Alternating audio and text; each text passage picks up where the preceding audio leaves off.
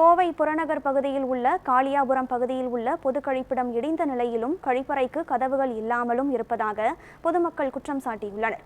இதுகுறித்து கள ஆய்வில் ஈடுபட்ட நமது செய்தியாளர் பிரசாந்த் வழங்கிய கூடுதல் தகவல்களை தற்போது பார்க்கலாம்.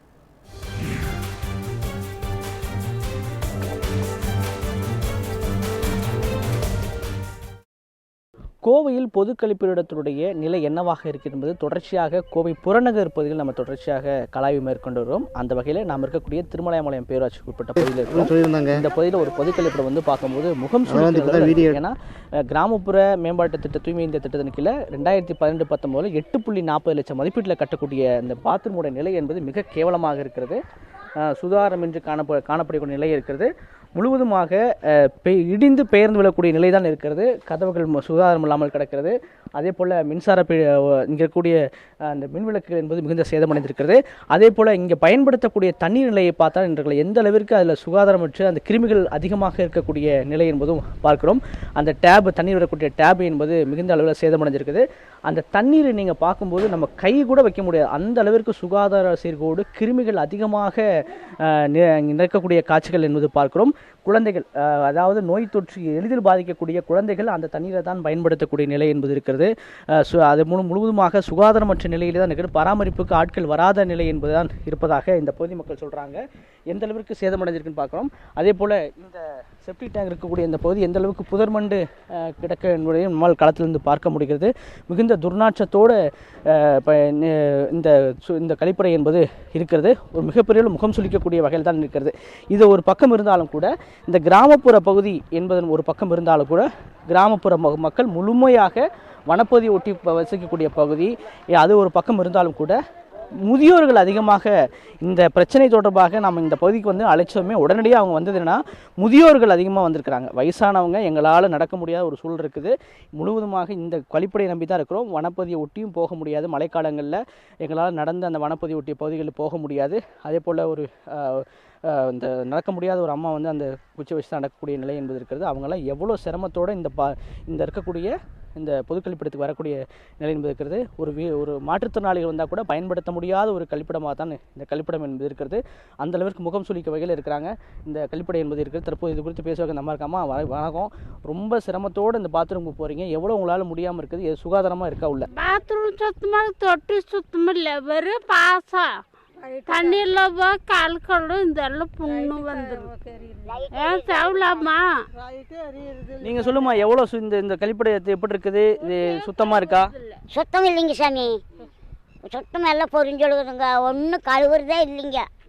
நாங்கள் அப்படி போயிட்டு இருக்கிறோமுங்க. இந்த பாத்ரூம் நைட் நேரத்தில் வரதுக்குலாம் சிரமமாக இருக்கா? என்ன சாமி? நைட்டு நேரத்தில் வர முடியாது. எப்படி வர சாமி? ரைட் எரியாமல் எப்படி வர்றதுங்க? நைட் நேரத்தில் வர முடியுதாம்மா? முடியாதுங்க. ரைட் எரியாமல் நாங்கள் எப்படி இருட்டில் வர்றதுங்க சார்? அப்புறம் மேலே பொத்துன்னு விழுகுதுங்க உள்ளுக்குள்ள. இப்போ பாருங்க நிமிஷம். ஆமாங்க. எவ்வளோ சிரமமாக இருக்குது நைட் நேரத்தில் வர முடியுது? மழை டைம்லாம் வர முடியுதாங்க? மழை டைமில் எப்படி நாங்கள் வர்றது சாமி? அதுக்கெல்லாம் வர முடியறது, ரைட்டே எரியுறது இல்லை சாமி. மழைக்கெல்லாம் அது ஏற முடியறதில்ல, பொத்துன்னு விழுகுதுங்க தலை மேலே. நாங்கள் எப்படி போகிறத வர்றதுங்க? நீங்கள் சொல்லுமாம்மா, எவ்வளோ சிரமத்தோடு இருக்கிறீங்க? அது அதுதான் சிரமத்தோடு தான் இருக்கிற சாமி. அங்கே வந்தாக்கா நைட்டெல்லாம் நாங்கள் வர முடியாது. காலையில் மட்டும் வந்துட்டு போவோம், அவ்வளவுதான். நைட்டெல்லாம் இதுனா மட்டும் நாங்கள் இங்கேயும் லைட் இல்லை, உள்ளே லைட் இல்லாமல் அது உளுந்தாக்கா அப்படியே தண்ணியும் சரியிடுறதில்ல.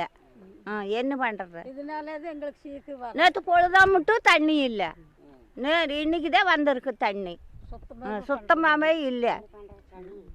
நீங்கள் பார்த்துருப்போம், இங்கே இருக்கக்கூடிய அத்தனை பேரும் முதியவர்கள், அதோட வயசானவங்க, நடக்க முடியாத ஒரு நிலையிலும் இந்த பாத்ரூம் நம்பி இருக்கக்கூடிய இந்த ஒரு 6 பாத்ரூம் நம்பி தான் வர்றாங்க. இரவு நேரங்களில் நம்ம வனப்பகுதி ஒட்டிய பகுதி, புறநகர் பகுதி என்பதன் காரணமாக அவங்களால இந்த மழைக்காலங்களில் வெளியில் பயணிக்கவும் இந்த கழிப்பிடத்துக்கு செல்ல முடியாத ஒரு நிலை இருக்கிறது.